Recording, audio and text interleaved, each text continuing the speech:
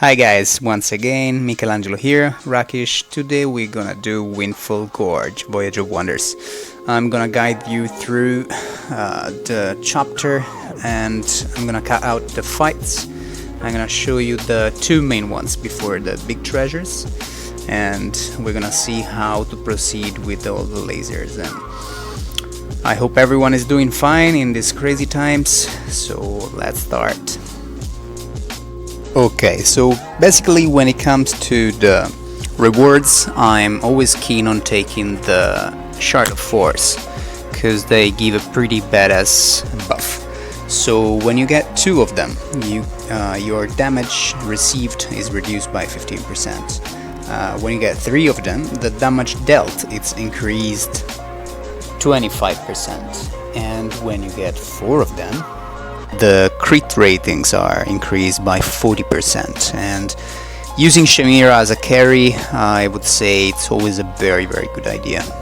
Shemira, Belinda, any mage with these shards, it's quite OP. It becomes very overpowered. So let's keep going through. Now, what we will find in this chapter are three of these thaumatic orbs, which are crystals that are able to change the laser beam color from blue to red and from red to blue.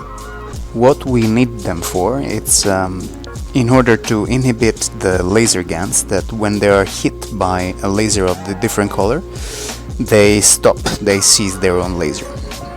And the triple beam refractor, that it's basically when it's hit by a laser, it's going to duplicate it. It says triplicate, but it only duplicates it. And the aim of all this, it's basically to hit these big rocks or crystals, however you want to call them, that you can see here. That are all of them. There are four of them in the chapter, and all of them they are connected to these signs on the ground next to the teleport.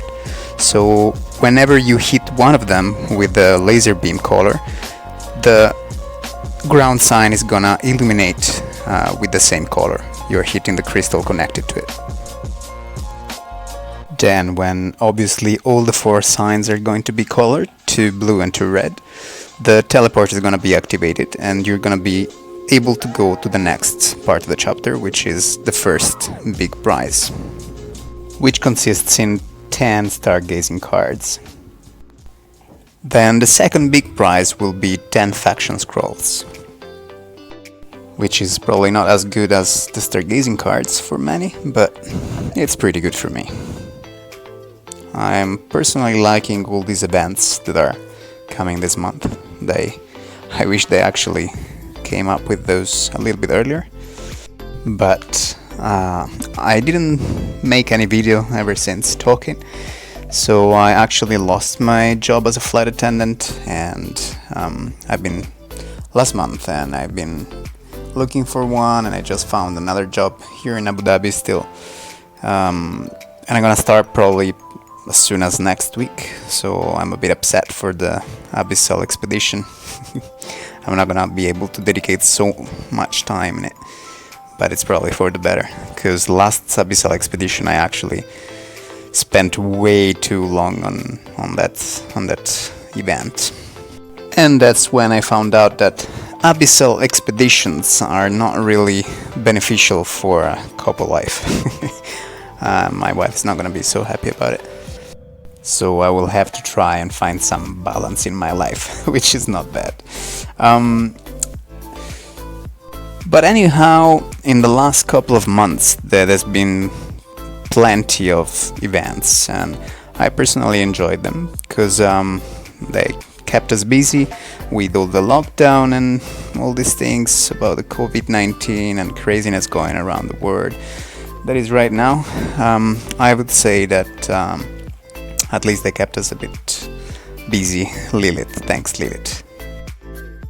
So what about you guys? How did you like the events lately? How did you like the game lately with all these events and these changes? Because all the patch notes that I've been updating, they're been quite revolutionary. I mean, apart from the new characters, they did a lot of reworks.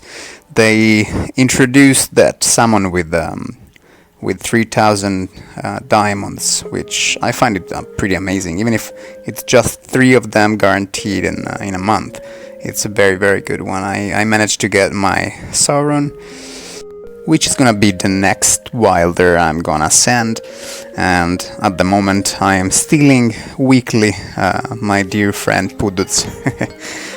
His Sauron has been amazing in the Twisted Realm, because without it, honestly, I wouldn't have been able to do all those damages. But it's about time, and I would be really happy to ascend my own. So, as you could see probably before my last fight, I tend to load all the ults of my characters, even the ones I don't use. And I picked this habit a while ago. I do it in every expedition, every little event, and even in the labyrinth for what matters. Because I found it a couple of times pretty handy to have all my characters with the ult ready to go, and in case my main team dies. And then it's actually smoother, even if the characters are not too strong, if they start the fight with their ults ready.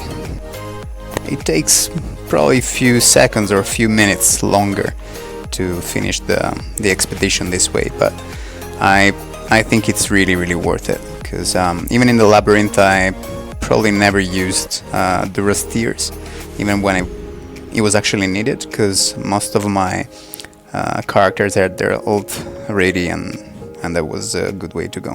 Another relic that I found pretty amazing in the labyrinth is the one that gives you 25-50% more of the Fountain of Vitality, because it actually loads the energy of even the characters you're not using.